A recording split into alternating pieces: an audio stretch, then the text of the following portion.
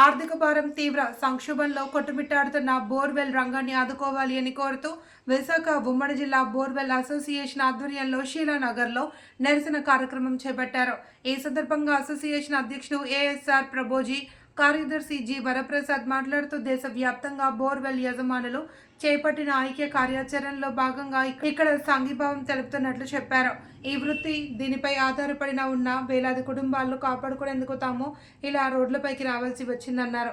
బోర్వెల్కి సంబంధించి ధరలు పెంచడం వల్ల రైతులకు, సామాన్య ప్రజలకు అదనపు భారం పడుతుంది అని అన్నారు.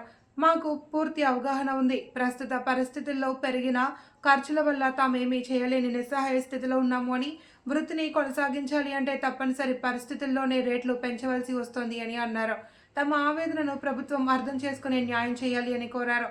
కార్యక్రమంలో నవీన్ రెడ్డి, రాజేంద్ర, మోహన్ కృష్ణ, యువి, నరేంద్ర, టి ప్రసాదరావు తదితరులు పాల్గొన్నారు. ఈ సమ్మె చేయడానికి కారణం మా రా మెటీరియల్ రేట్ పెరగటం వల్లే చేస్తున్నాము. మాకు రా మెటీరియల్ రేట్ పెరగటానికి ముందు మేము 90 రూపాయలకి డ్రిల్లింగ్ చేసేవాళ్ళం అండి. దాంట్లో మాకు ఎంతో కొంత మిగిలేది. ఇప్పుడు యాక్చువల్లీ మా పెరిగిన కాస్ట్ వల్ల బిట్ ఏదైతే ఉందో 20,000ది 60,000 అవటం వల్ల మాకు అది కాస్ట్, మాకు పడే కాస్ట్ దగ్గర 170 రూపాయలకి వెళ్ళిపోయింది అనమాట. 170 రూపాయలకి వెళ్ళిపోవటం అన్నది చాలా ఎక్స్ట్రాడినరీ హైక్ అనమాట. రేట్ అది అంత రేటు ఒకేసారి కస్టమర్కి ట్రాన్స్ఫర్ చేస్తే అదే రేటు అది అది దాన్ని తగ్గించడానికి మనకు గవర్నమెంట్ నుంచి సపోర్ట్ కావాలని కోరుకుంటున్నామండి. ఇంకొకటి, మా ఒక్కొక్క బండికి ఆల్మోస్ట్ 10 పీపుల్ దాకా పనిచేస్తారండి.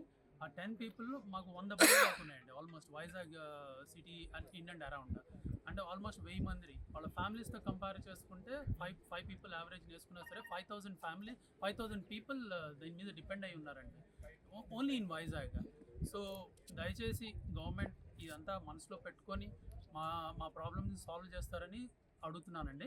తర్వాత మాకు ఈ ఈ ఈ కంపల్షన్ వల్ల మేము రేట్ పెంచుకోవాల్సి వస్తుందండి. 20వ తారీఖు నుంచి మేము రేట్ పెంచుకుంటే కానీ మేము సర్వైవ్ అయ్యే పరిస్థితుల్లో లేము.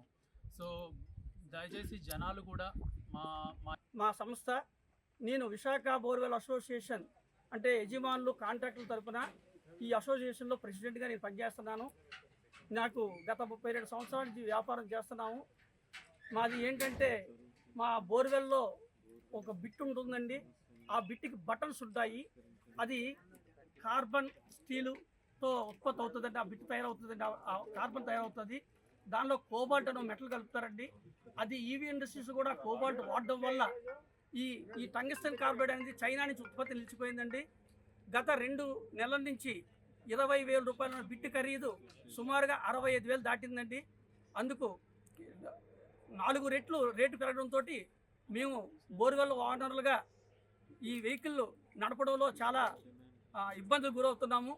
దాన్ని గవర్నమెంట్ చొరవ తీసుకొని ఈ ఉత్పత్తి చైనా మీద ఆధారపడకుండా మన గవర్నమెంటే ఇక్కడే ఈ ఉత్పత్తిని మన ఆల్ ఇండియా లెవెల్లో ఉన్న బోర్వెల్ యజమానులకి అందిస్తారని మేము ప్రింట్ మీడియా, ఎలక్ట్రానిక్ మీడియా, మరి సోషల్ మీడియాకి ఈ విశాఖ బోర్వెల్ అసోసియేషన్ తరపుని మీకు విజ్ఞప్తి తెలియజేస్తున్నామండి.